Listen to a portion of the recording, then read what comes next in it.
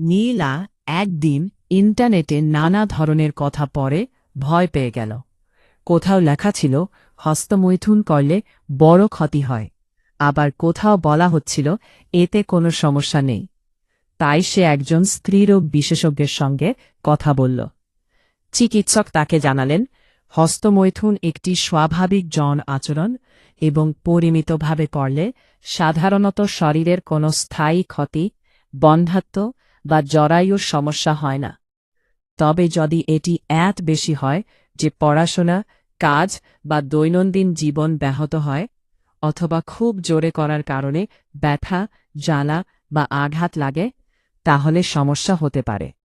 এমন ক্ষেত্রে অভ্যাস নিয়ন্ত্রণ করা এবং প্রয়োজনে চিকিৎসকের পরামর্শ নেওয়া উচিত। সঠিক তথ্য জানার পর নীলার অযথা ভয় দূর হল।